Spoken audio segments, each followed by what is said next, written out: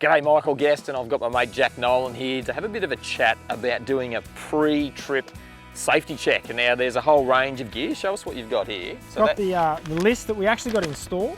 Yeah, that list is actually in the local BCF store. Had that on, I think it was laminated on the wall near all the safety gear. There's a whole range of safety gear there, which is pretty cool. We're in New South Wales, but Queensland, Victoria, Northern Territory, you're going to have different requirements, so make sure you check either in store or get on the website and check out what you need. But for New South Wales, we'll go through that, and they're all pretty similar at the end of the day. Yeah, so you've sort of got stuff at this end. I'm going to go this in straight away. You need a bucket with a lanyard. You've got to have that. So that's the first thing. And if you don't have all this gear and you get pulled over by a maritime, and they're going to write a fine out. So let's just get it right. Lots of fresh water. So 2 litres per person. I've always got more than that, plus frozen bottles of water in the esky. These things here, PFDs, that's actually a waistband style one, which is pretty cool.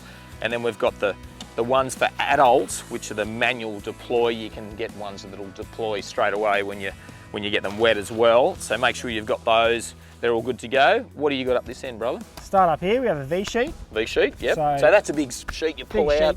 Unfolds. Say I'm in trouble. You can tie it off to your boat to all that stuff. Yep. Notify people you're in trouble.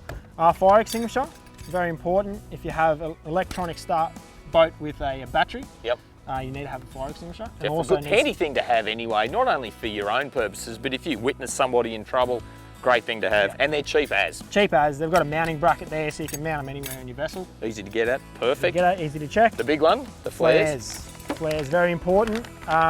We have 2 red and 2 orange, and they're very, very important to make sure they're in date. A lot of people forget and they go out of date. So absolutely. It's really important to check every couple of months. Yep. And they have days where you can come in and you can get rid of your old flares there too. Yep.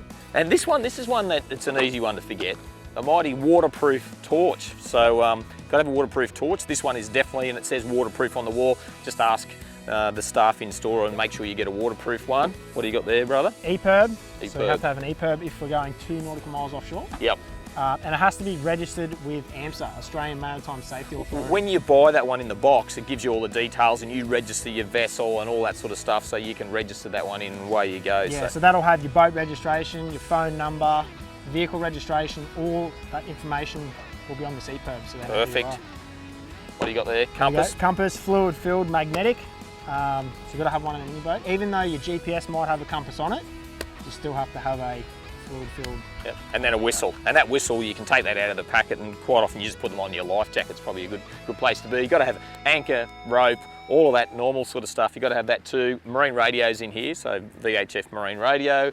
So I've got that as well. And then I've got sound in this boat, front and rear. We're in the 590 Quintrex here. It's pretty well set up with screens front and back, so they've got full GPS charts. Otherwise you can get paper charts as well. Yeah, if you don't have an electronic GPS, you must have a paper chart of the area. Yeah. And that's the things you got to have. Plus you got to have a bilge pump that works, and you want to make sure that your batteries are well maintained, you're full of fuel. And the other big thing is to make sure you tell someone where you're going, and the best way to do that is through your local marine services. In New South Wales, it's 100% it's marine rescue, and there's an app you can get. Log on, log off with the app. Yep, easy. I forgot to log off with the app once. Did you get in trouble? Oh, mate. 3 o'clock in the morning, had the police knocking on the door. That's another story, we won't go into that. That was my fault. Anyway, so it shows the system works. The big burly coppers in the middle of the night, they weren't so happy about it. But anyway, thank you for coming and making sure I was all good. If not, it's your local Coast Guard or whoever you've got in your local area. So get yourself sorted. All of this stuff, we don't want to be checking this. Oh, you nearly forgot. Nearly forgot. Had to remind you. The mighty paddle, that was another one. So there is a big list, and maritime, if you're on the water, they are going to pull you over and check it. Check the list out in store. Check the list, print one off, laminate it, keep it in your boat. Absolutely, and you've got it all there. Do a bit of a check. So the big thing that you want to make sure is that that's still going to work, and those flares are in date, and that you've serviced these life jackets when they need servicing, because they've got the gas canisters in there. You can self-service those as well. Mate, bit of breeze. I reckon it's a great afternoon to go and chase a snapper on a soft plastic. We've got the safety gear, let's do it. All right, let's do it.